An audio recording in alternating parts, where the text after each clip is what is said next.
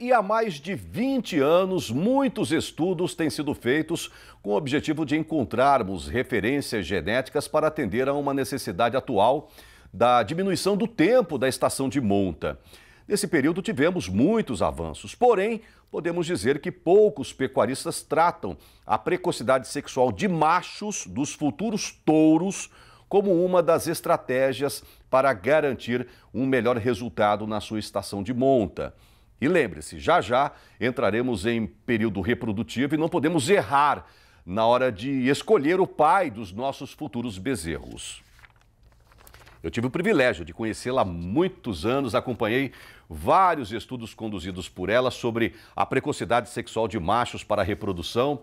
Eu falo da médica veterinária, a doutora em zootecnia e professora da Universidade Federal de Mato Grosso do Sul, Eliane Viana da Costa e Silva. Ela também integra o time de professores associados da ANCP, além de ser sócia fundadora da Associação Brasileira de Andrologia Animal. Hoje a professora pulou cedo. Aliás, ela é acostumada a pular cedo, a gente que trabalha no campo, como somos habituados a isso. Professora, bom dia, tudo bem? Bom dia, um prazer estar aqui com vocês. E lá é pior ainda, porque é uma hora menos lá, tá, pessoal? É, Lá é isso uma... aí. Mas ela está prontinha lá para poder atender a esse anseio do criador, até já de olho nessa próxima estação de monta, que vai começar já já, dentro de 2, 3 meses, já tem muita gente colocando para emprenhar aí pelo menos 70 milhões de vacas aí em idade reprodutiva somente no gado de corte. Professora, antes de a gente falar sobre esse trabalho da senhora, que já tem mais de 20 anos, coloca a enquete do dia. No finalzinho da minha entrevista, eu vou anunciar o resultado dos nossos telespectadores. Professora, hoje eu estou perguntando para o pecuarista brasileiro se ele usaria machos abaixo dos 17 meses. 17 meses, ela vai explicar daqui a pouquinho, é uma idade de referência para esses tourinhos, né? Para cobrir o seu plantel de matrizes, tá? Esse aí é o WhatsApp do Giro do Boi. Dê a sua opinião, diga lá, hashtag sim, eu usaria, eu acreditaria nas pesquisas e na ciência, nos programas de melhoramento genético ou não. Mauro, eu não usaria, eu prefiro que o macho ere um pouco mais, depois eu usaria. Dê lá a sua opinião, depois a gente vai saber o resultado dessa enquete. Professora, mais de 2 décadas já em cima desse tema tão importante, né? Isso mesmo, a pesquisa é isso assim, funciona desse jeito, né? A gente pega uma linha de pesquisa que é quase uma vida inteira trabalhando com um tema para a gente poder oferecer uma tecnologia para o produtor que possa realmente ser aplicada com segurança. Pois é, é comum hoje, todo mundo fala, ai, precocinha de cá, precocinha de lá, plantel de fêmea super precoce, SP, maravilha, legal, a fêmea. E o macho? Como é que fica? E eu te pergunto, essa é a minha primeira pergunta, né? Assim, a questão é a precocidade de fêmea, na realidade, a gente começou a aplicar ela no campo até mais cedo, né? Uhum. Então, tem mais de 30, 40 anos que algumas propriedades no país começaram a trabalhar com a precocinha, né? E como todo mundo que é pioneiro, eles foram chamados meio de loucos, né? Mas devagar, começaram com 10% às vezes de prenhez numa estação, foram aprendendo a trabalhar com essas fêmeas e hoje a gente tem aí vários rebanhos com desafios de precocinha nessa faixa de 10 a 14 meses, que tem taxas de fertilidade de 70% e os ganhos foram acontecendo. Agora, no macho, a gente começou a aplicar inicialmente o perímetro escrotal como forma de seleção de precocidade, né?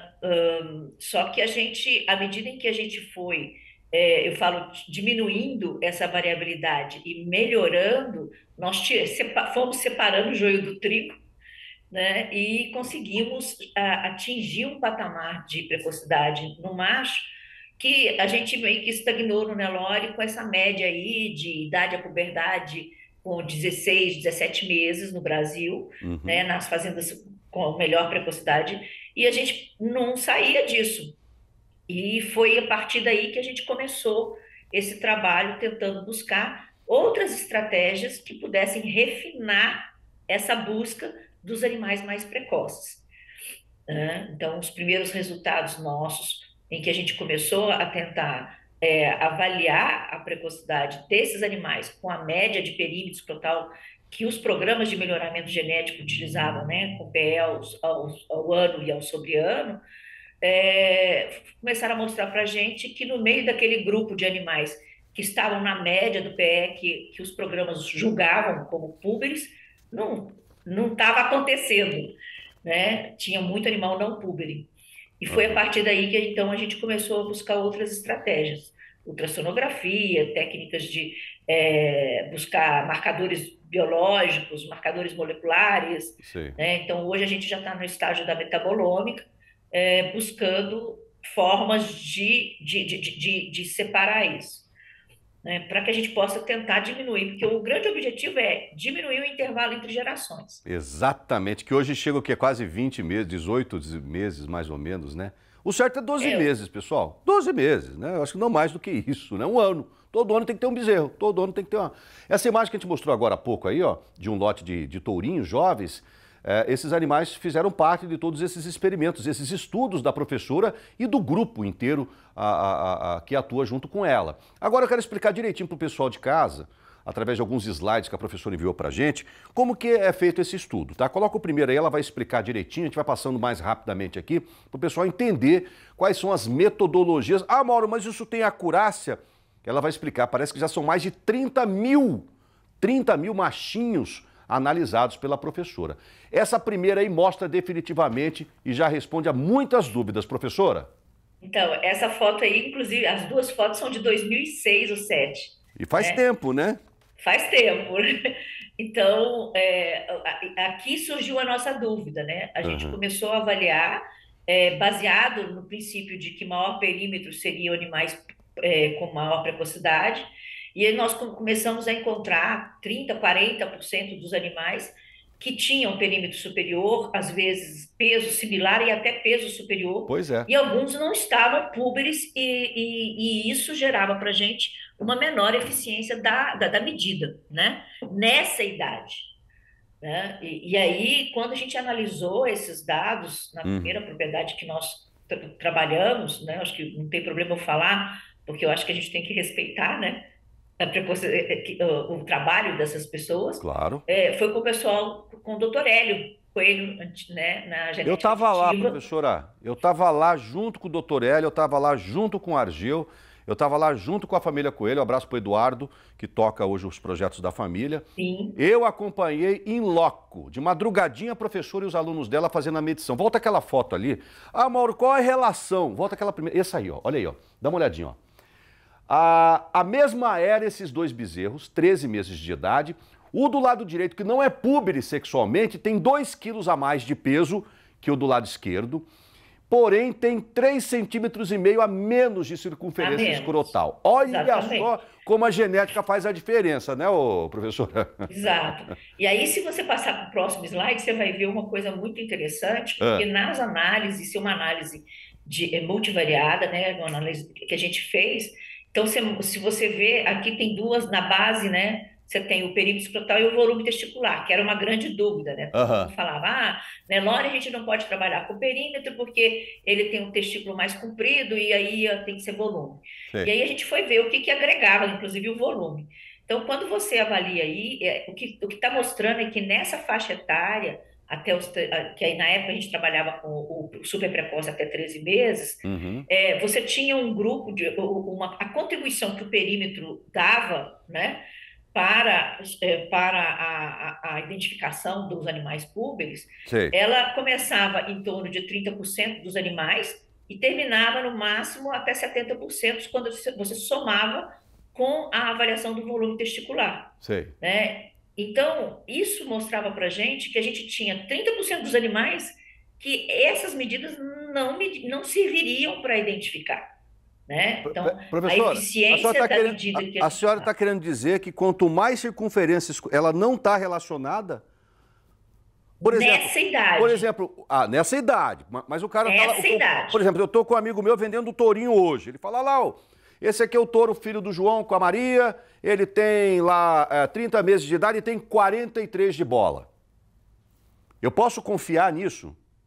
Não, você pode confiar que ele tem os 43, mas que ele foi púber mais cedo, porque ele está com perímetro escrotal alto na idade adulta. Hum, Isso eu falo que é um marketing de leilão que para nós, para quem quer precocidade, ele é inútil, entendeu? Porque entendi. perímetro escrotal na idade adulta, a gente sabe que o que ele tem é maior capacidade de produção espermática diária, Sei. mas não, não me diz do que ele foi como animal precoce, né? Uhum, Então, assim, a visão que, que eles teriam que nos dar seria qual foi o perímetro aos 12, qual foi o perímetro aos 18 e sei, qual foi a idade à puberdade.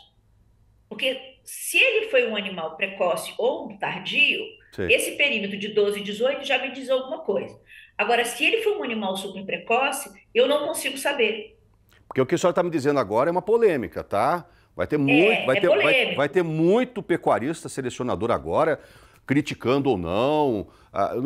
É a Estamos ciência. prontos para discutir, não tem Não, não, problema. eu acho bacana, eu acho bacana. Por exemplo, eu acabei de receber aqui um recado de um professor aposentado da Unesp, aqui, o professor Gilberto, que a opinião dele é que ele não apostaria por enquanto em usar animal jovem, mas Uhum. que ele, por outro lado, ele usaria só para testar. Olha só, para você ver, ele está ali no meio termo, ele Aí, está ali. Será? Eu não usaria porque tem que me provar o contrário, mas para na monta para nível de teste eu natural, usaria. Ah, exatamente. O que a gente precisa ter ah, na cabeça é o seguinte: quando eu quero trabalhar com precocidade, com tourinho macho, né, com tourinho, ah. o reprodutor super precoce, eu tenho que ter alguns cuidados.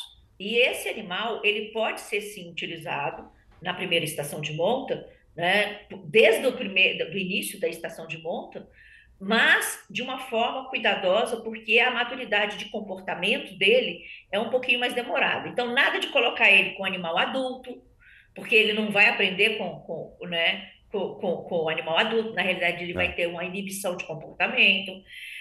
O ideal é a gente trabalhar com esse animal na primeira estação, utilizando o sêmen dele. verdade. Porque aí você vai ganhar, Pro- vai diminuir o intervalo em gerações, porque eu não tenho como colocar um tourinho virgem Uhum. com fêmeas com novilhas, porque eu vou atrasar a estação. Ele vai demorar para aprender, porque esses animais aprendem o comportamento sexual no exercício do comportamento. E aí você vai perder duas, Então, 3 semanas ali num período que é um período então, precioso para o produtor. Então, o que é o ideal? Você usar o sêmen desses indivíduos. Então você pode. ah, Tem muita fazenda aí sim. de genética, inclusive, Aham. que identifica esses animais, Você sa- colhe o sêmen, refrigera, utiliza IATF, faz FIV. Esses animais estão chegando cada vez mais cedo, né, dentro das centrais, já que hoje a gente tem o recurso de aumentar a acurácia da informação através da genômica, então esses indivíduos acabam chegando mais cedo nas centrais, Uhum. e quando eles chegam aos 18 meses, aos 30 meses, eles já produziram mais do que o dobro de doses que um touro tardio, que só pôde chegar lá aos 22. Isso chama-se aceleração genética, aceleração do progresso Exato. genético. O que ela está querendo dizer, até porque esse animal jovem, muitas vezes não tem nem tamanho para cobrir uma vaca mais zerada, não consegue nem dar o salto e conseguir cobrir ela direito.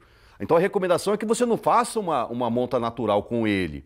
É que você colete o sêmen Utilize o dele, sêmen. colete e faça a inseminação. Entendeu? Porque você já vai estar acelerando já a genética daquele indivíduo que foi detectado como púbere sexualmente. E isso vai Exato. acabar repassando para o filho e para a filha dele. Então, o que Né? está acontecendo hoje? Se você olhar nos sumários, a gente tem tourinhos que já têm netos hoje e que estão com 3, 4 anos de idade, Olha só. né? Então, o que a gente fez? Nós tínhamos um intervalo entre gerações de 5 anos, e quando você começa a utilizar esse tourinho aos 12 meses, você reduz esse intervalo entre gerações.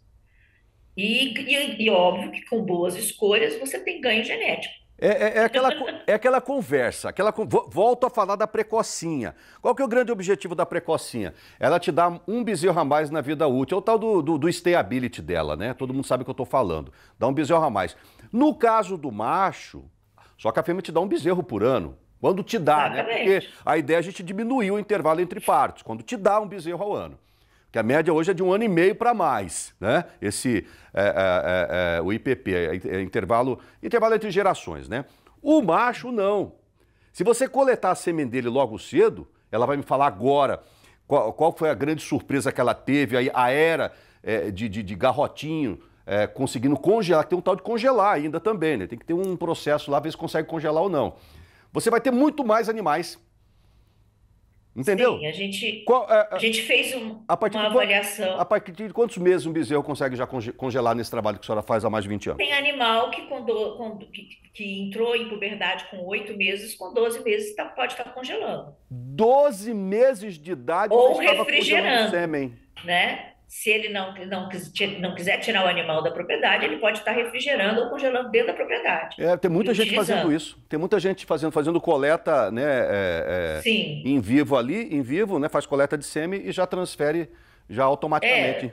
Você sincroniza com a IATF Aham. e já vai utilizar esse animal. Quer dizer, esse animal, quando ele sai para uma central, ele já tem filhos dentro da fazenda. Que E debate aí, bom, com hein? isso, você consegue devagar aumentando a acurácia desses animais, porque você vai, né, você olha lá na DEP IPM, por exemplo, né, ou mesmo nos programas de melhoramento genético de uma forma geral, você tem lá aquela coluninha que tem o número de filhos e netos que esse animal já tem.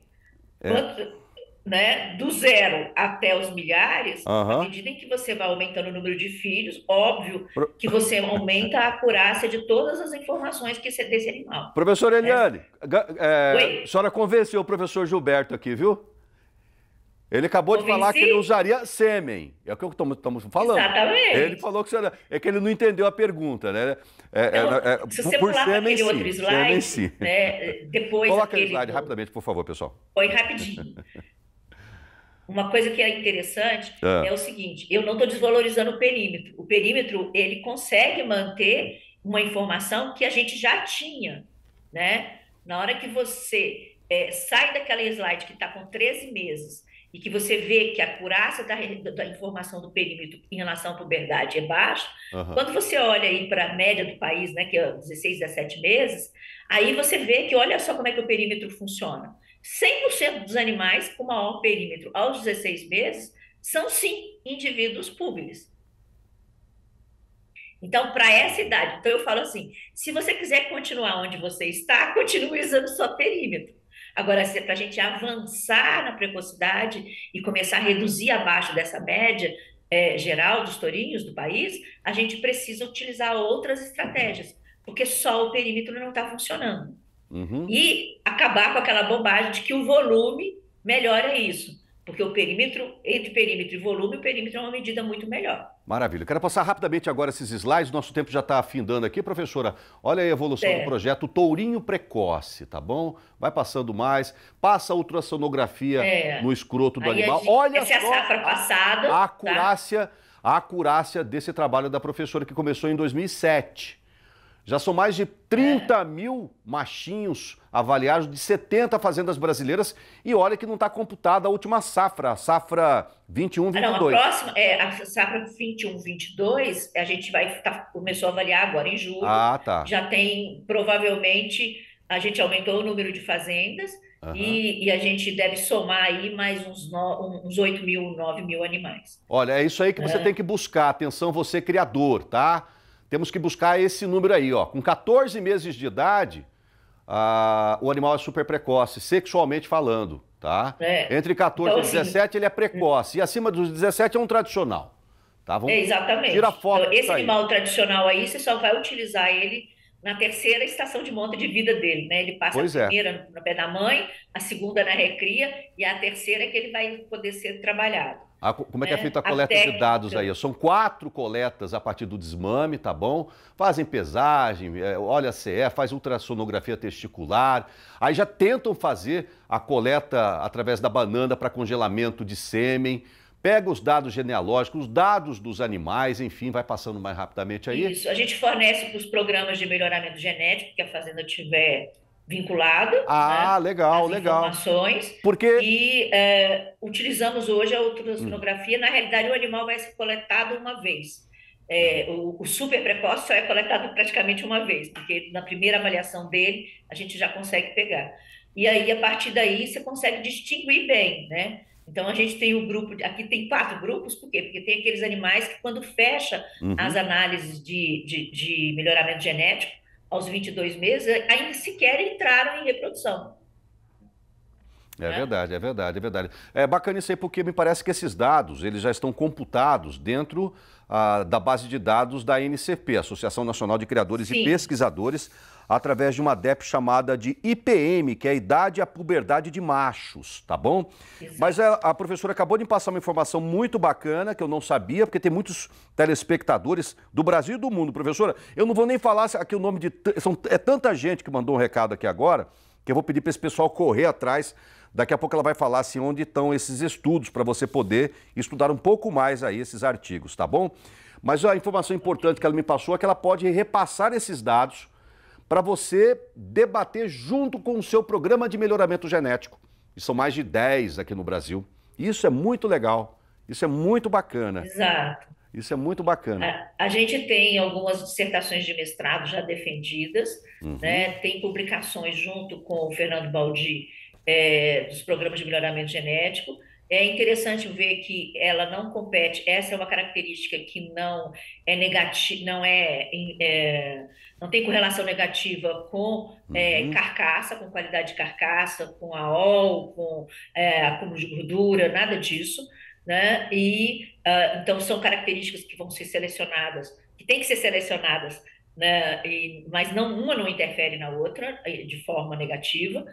E a gente sabe que os ganhos nas propriedades têm sido grandes, mesmo em propriedades que já trabalhavam com precocidade sexual de fêmeas, quando a gente entra com a precocidade sexual de machos, você tem um ganho também nas fêmeas. Então, há uma correlação genética entre a Ó, precocidade sexual desses machinhos, né, ó. super precoces, acelera um pouco o ganho na precocidade das fêmeas. Atenção você que quer melhorar o seu plantel de matrizes, produzindo bezerras púberes sexualmente. Opte por machos púberes sexualmente. Sim, Simples assim. né? A economia, gente, é muito Ah, grande, porque você retira a recria. Óbvio, se tem uma coisa que as pessoas precisam entender, né, é que eu preciso investir em nutrição. Eu falei, gente, gado com fome não reproduz, em lugar nenhum, nem o velho, nem o novo, né? Lembrar disso. Então, assim, tem que ter uma base nutricional para que essas fêmeas e esses machos, tá bom. eles expressem essa característica dentro de uma condição mínima. E é óbvio para garantir que a primípara se reproduza, ok? Exatamente, Então, assim, exatamente. tem que ter uma base nutricional mínima. Maravilha. Vamos dar uma olhadinha rapidamente na enquete hoje do Giro do Boi aqui do Canal Rural? Coloca na tela. Minha pergunta hoje foi a seguinte, ó. Você usaria machos abaixo dos 17 meses para cobrir o seu plantel de matrizes? É bom essa informação até para a senhora guardar aí, que É são muito informações bom. vindas de vários pecuaristas do Brasil inteiro, viu, professora? 63,6% desses criadores disseram que usariam sim, acreditariam na ciência e usariam machos abaixo dos 17 meses. Porém, precisamos convencer que esses 36,4% que disseram não, precisam acreditar um pouco mais na ciência, mas estamos num país democrático, vale aí a opinião de todos. O que a senhora achou da Mas enquete?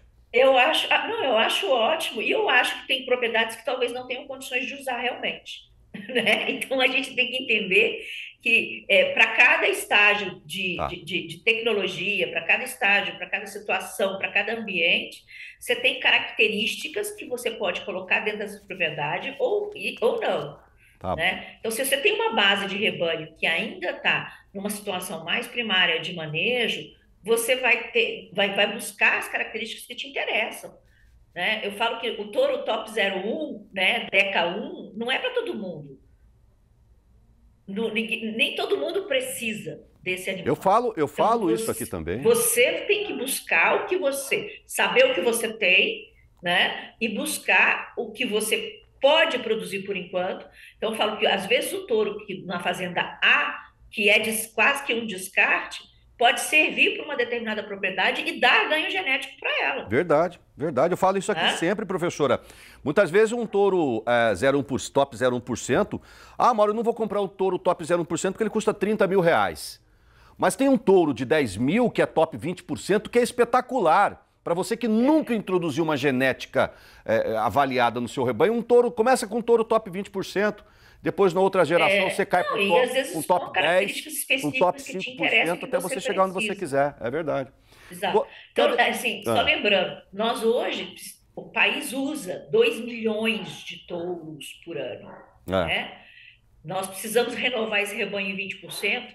A gente tem uma defasagem, né, de 500, são mais ou menos 500 mil touros que tem que entrar novos no mercado, e nós não temos 500 mil touros avaliados geneticamente.